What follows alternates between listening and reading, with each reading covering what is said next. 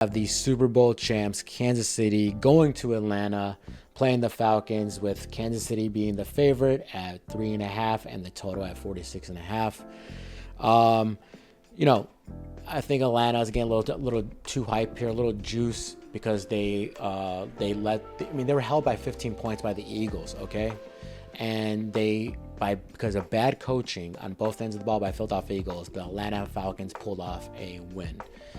They had to go down the field, and they carved up the Eagles in the last minute in the fourth quarter, and they won. They have a great rushing attack. I think Bijan is legit. It's awesome. And I think it's a perfect weapon against the Kansas City Chiefs. Passing wise, Drake London looks okay. I mean, he got that touchdown against Slay because Slay was not looking at him whatsoever. Watch his game, he's looking at the Cousins the whole time. He doesn't even know that London's behind him. So that was just a mishap by Slay. Pitts, God, I mean, I don't know. A lot of people are missing out, are disappointed in that guy. He is not producing what he should. But the two running backs are the two running backs and the offensive line are the key for Atlanta. Arguably the best interior lineman in the league, and they have a good 1-2 punch and Bijan and Aguilar. Forgive me if I said his name wrong. He looked pretty good too against the Eagles too. But the Eagles' rush defense is terrible, so just keep that in mind. With Kansas City, they squeaked out 2 games. They beat Baltimore. Baltimore could have tied it if Likely steps in and hits both feet down. And they win against the Bengals because that pass interference call was called on them. I'll let you guys talk about that pass interference call. But, like I said, I think the Atlanta Falcons are a little hyped up here. They can't get to the quarterback. They got 1 sack against the Philadelphia Eagles. Even with Judon had some tackles for loss against the Eagles. And the Eagles arguably have one of the best offensive lines. Kansas City has a really good line.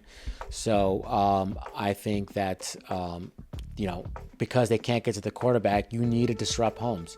Now, Kansas City losing Pachenko is big. Pachenko, they relied on him a lot. He was a good running back. I don't like any of the guys they got. Hunt, he guy's been sitting on a couch. I know he's familiar with Andy Reid's playbook, but he's been sitting he's probably been working out, but he's been out for hadn't signed with nobody. The kid they drafted in the 4th round, I don't know. I think he fumbled on his first in the second game last week. And they have Pirine, how do you say his name? He'll be their catching back. He's decent, but I don't like any of them. It's going to be the Worthy show, the Rashid Rice show, and the Mahomes show, and Travis Kelce. I think Travis Kelce is cooked.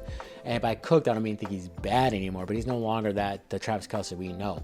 He's still probably a better than average tight end, so he's still going to be good.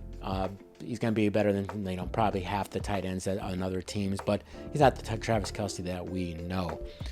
To get some stats that I written down, the Chiefs have won each of their last 8 games when playing on rest, so that is not good for the Falcons, so keep an eye on that. The Falcons have lost 7 of their last 8 games September against AFC opponents. The Falcons have failed to cover the spread in 7 of their last 8 games as underdogs as well in AFC opponents. And one more, the Chiefs have covered the spread in 5 of their last 6 games on Sunday games. So I think you guys know where I'm going with this. I think the Falcons are a little overhyped up. I know the Chiefs squeaked one by the Bengals and squeaked by the Ravens, but they see those teams a lot. They played the Bengals in the playoffs a couple times, and they play the Ravens tough. They play the Ravens as well a lot of times. And I think Atlanta, they won against the Eagles, lost the first week, so no, I think Atlanta Falcons don't live up to the hype.